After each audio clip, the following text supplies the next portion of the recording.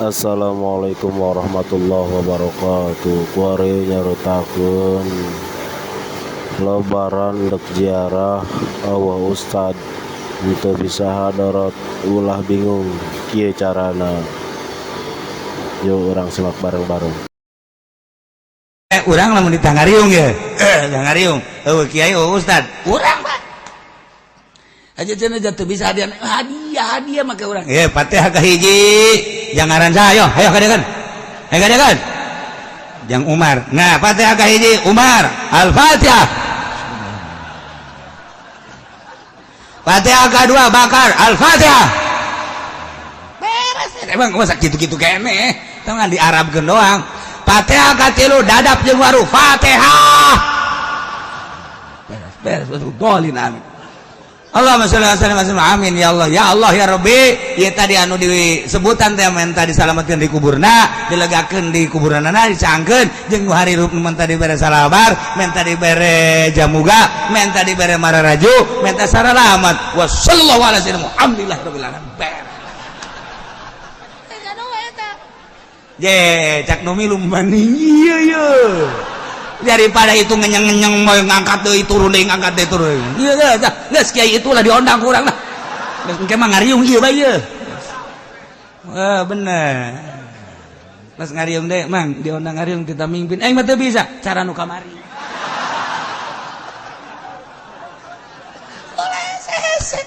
Tuh, urang ku ngaji kan ngeunaheun.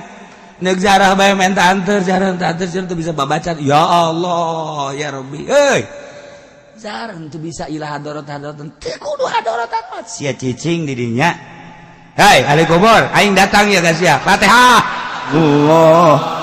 Allahumma sholli ala sayyidina Muhammadin wa ala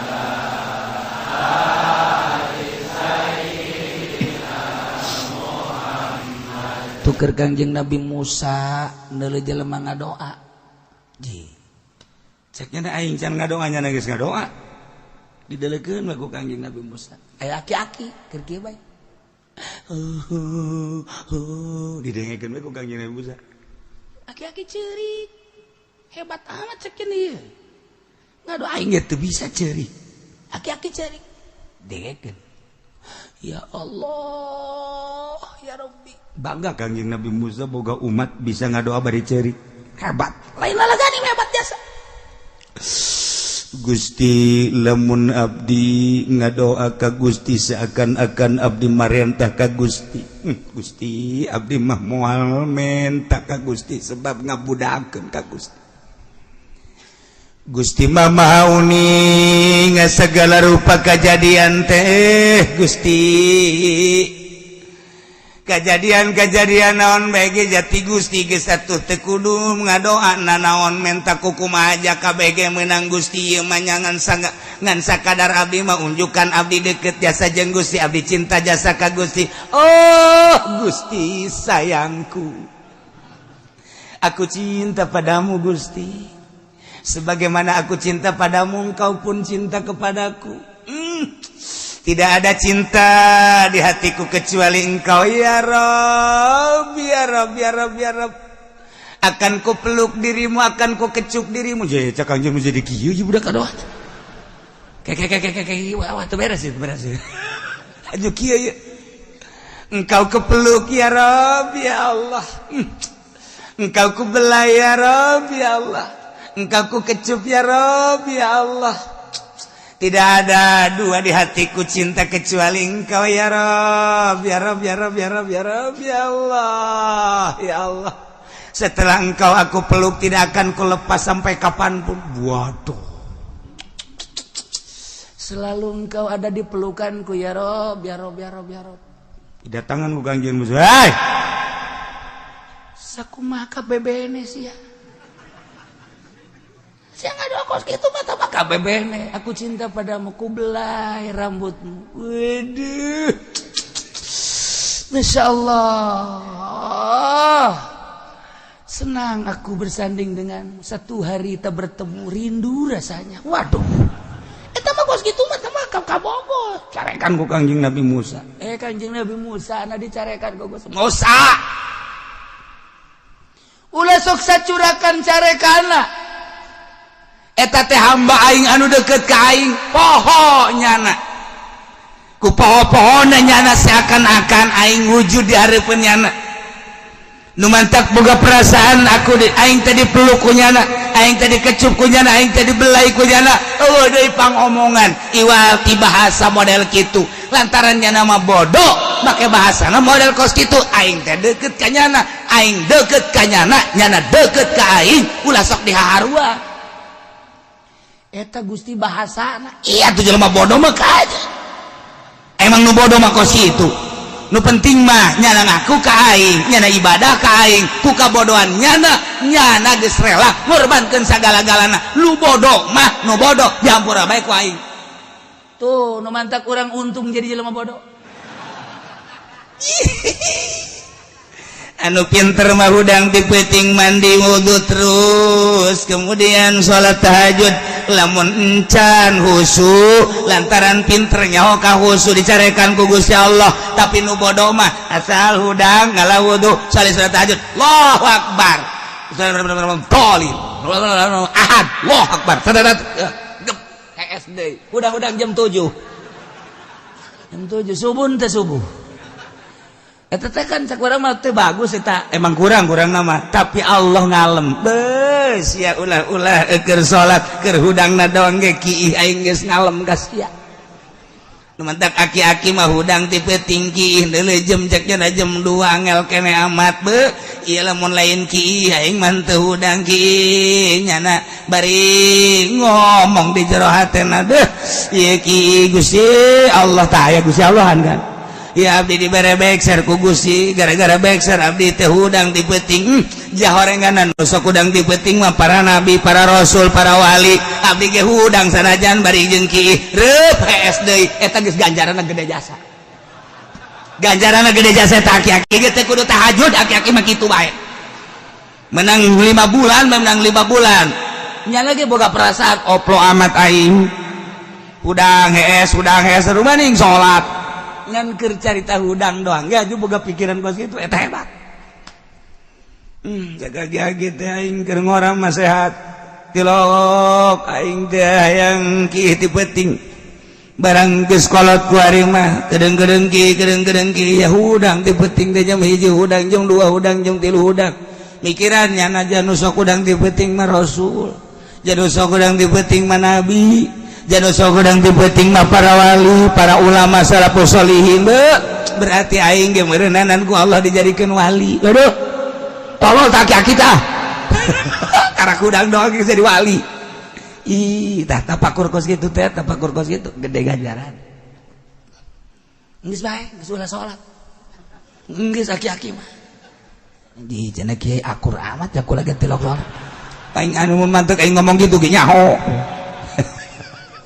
sia tilok salat ngan di blon-blon penmannya jeung sekolah tah teh ieu carekan Kangjeng Nabi Musa antap kan eta hamba aing kabisana sakitu antap geus deukeut ka aing oh cak Kangjeng Nabi Musa horenganan dedeuketan ka Allah mah sakumaha kadar dirina nu penting mah nemah bae aing mah boga ilmu teh sakieu aing mah boga ilmu teh sakieu ku ilmu sakieu ku aing deuk dipake ka Allah asal nemah tadarruk DP ka Allah boga rasa ku bodoh aing daripada jelema pinter agul ku pinterna maningan nu bodoh ngarasa bodoh ge di akhirat bakal hebatan nu bodoh ngarasa bodoh daripada nu pinter ngarasa pinter deh pinter aya di aing segala rupa aya di aing beuh dik sanu ngalehkeun aing betul dokter aya di aing insinyur aya di aing dokter rendos aya di aing juga abi aing mah pinter jasa dik caritakeun naon coba alam aing mah nya dik caritakeun urusan astronomi aing mah urusan perbintangan nya nyaho aing mah dik caritakeun urusan tumbuh-tumbuhan nya nyaho hei dosen aing mah ngadosenan di universitas anu universitas aing mah geus saluhureun sagala rupa beuh aing takabur ku ilmu dibandingkan jeung sanajan nyana ibadah ka Allah dibandingkan jeung nu bodoh ya Allah ya Rabbi abdi mah jasa kikieuna dibere ku Gusti nemah abdi ku bodoh abdi tapi tetep abdi ku bodoh abdi hayang salamet mudah-mudahan we bodoh abdi mau kasalamatan Gusti jasa kieu bisa anak abdi mah abdi bodoh tapi abdi kos jelema pinter Gusti nu pinter mah ti penting telok hudang abdi mah du bodoh tapi hudang nu pinter mah ti penting telok maca sholawat abdi bodoh tapi abdi memaca sholawat tuh abdi bodoh tapi kos tu pinter itu pinter tapi kos tu bodoh Gusti ku bodoh abdi mah hayang disalamatkeun we jaga di akhirat tetep abdi mah embung ka neraka Gusti kajeun diseret ku malaikat abdi mah embung deuk lumpat ka surga Gusti cek Gusti deuk jalan mana minta jalan abdi tuh pan ngaco atuh ngaco emang nu bodoh mah ngaco tuh atuh nu bodoh mah emang ngaco tetep abdi deuk lulumpatan diseret ku malaikat abdi mah embung Gusti kajeun ku kumaha parangsana kumaha meureun eta bodoh pan ngomong lagi itu kan nu bodoh mah tetep abdi mah kajian ku kumaha ge embung misalnya abdi dibalangkeun ka neraka tetep abdi mah deuk hudang naik kajian ku kumaha ge abdi mah ge dibelembung kajian ku kumaha ge tetep abdi mah deuk neangan jalan ka surga loh kajian ku kumaha ge jalan tol aya jalan biasa aya jalan batur mah teu nyaho jalan cecopet ge abdi mah nyaho geus abdi mah deuk malipit los pokona ka surga bae kan ngaranna jelema bodoh atuh pan kamun kadang kudu pinter mah setolol amat emang di akhirat kos kumaha emang dia kebelar aja tapi tetep bae ku kabodohannya hana Allah ngalem atuh geus daripada nu pinter nyaho jalan tapi henteu ngalaksanakeun mending nu bodoh acak-acakan los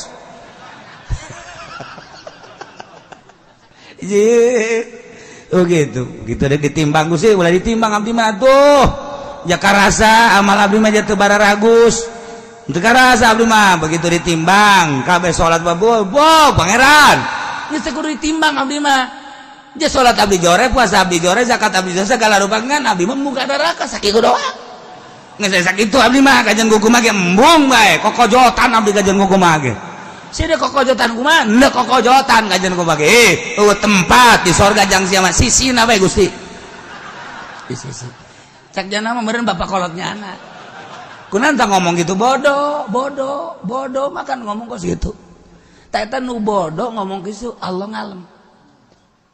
ngalem daripada nu pinter teu ngalaksanakeun mending nu bodoh ji atuh nu mantak nu bodoh mah ngeunaheun jasa jadi nu bodoh mah indah jasa di surga teh jang tempat-tempat nu bodoh Masya Allah mantep jasa di surga mah nu barodo loba jasa bakalna yeay anu teu wau jeung pamarentah kan bodoh ngaranna eta bakalna ka surga nu teu wau jeung judi eta kan bodoh ngaranna ka surga nu teu wau jeung mabok eta kan bodoh ngaranna eta ka surga nu geus kitu ngaranna anu teu ngridit janjana mah sieun beusi teu kabayar bodoh kan ngaranna eta bakalna ka surga eta nu geus kitu anu pinter ngridit da jahanam tah mending bodoh teu mah geus kitu sia emang henteu nyokot duit di bank embung aing mah sieun aing mah bodoh aing mah ngarasa bodoh sehingga henteu salamet surga heuh sia mah usi motor ku ari mah teu kudu make DP asal aya KTP bae embung aing besi ka henteu kacocokan ka ditu lah geus aing mah ngarasa bodoh henteu aing mah kajeun naik sepeda bae lah kajeun lah atawa leumpang bodoh surga heuh sia mendingan ka ditu tuh raramean ku ari ku aya di ditu embung aing mah deuk salat duha bae lah aing mah ngaranna bodoh ieu sia salat duha kos husu bae kajeun aing mah teu husu kan penting mah tarangan hideung bae geus lah geus bae ke aing nuduhkeun ka malaikat ulah sok ditimbang-timbang deuleu tarang deuleu tah teu kadeuleu sakieu hideungna urut naon eta ulah nyebutkeun naon hideung malaikat ya Gusti ya tarang hideung kumaha balangkeun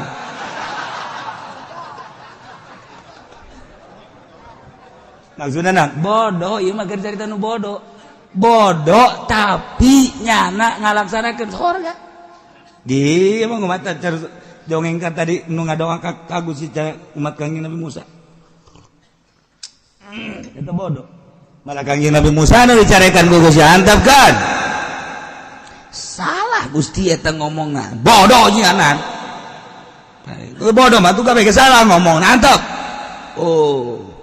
saomong-omongna jelema sesuai jeung kapasitasna aing nyaho ja pamere aing Pak nu penting mah DP na jeung nemahna ka aing eta nu ku aing dideuleu jadi nu bodoh teh daek salat tak ku salat teh bae nu bodoh mah geus pahara adapun ge di kana neraka geus sakedeung lah tah aing mah cenah kos kitu dong sebel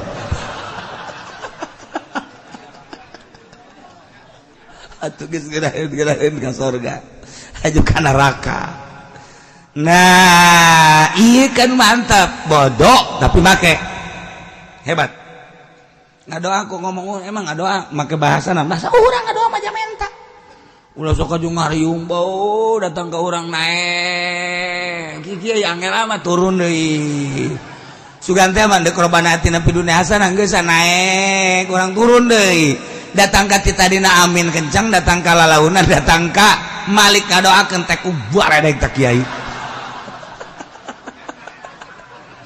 Malik dilanat cadak atuh ngadoa mah kada salamat ulah loba cara Kangjeng Nabi sih geus make urang lamun ditangariung ye tangariung eueuh kiai ustad urang mah aja cenah jatuh bisa hadiah make urang Fatihah ka hiji jangaran saya ayo kadekan Jang Umar nah Fatihah ka hiji Umar Al-Fatihah Fatihah kedua Bakar Al-Fatihah beres emang masa gitu-gitu kene tangan di Arab doang Fatihah katilu dadap jeung waru Fatihah beres dolin amin Allahumma sholli ala sayyidina amin ya Allah ya Rabbi ieu tadi anu disebutan teh men tadi disalametkeun di kuburna dilegakeun di kuburanana dicaangkeun jeung hari rup men tadi bere salabar men tadi bere jamuga men tadi bere mararaju men tadi saralamat wa sallallahu alaihi wasallam alhamdulillah rabbil alamin je cak nu milu mani ieu daripada itu ngenyeng-ngenyeng mau ngangkat deui turun deui ngangkat deui turun ieu geus kiai itulah diondang ku urang lah geus engke mah ngariung ieu bae ieu bener pas ngariung deui mang diondang ngariung kita mimpin aing mah teu bisa cara nu kamari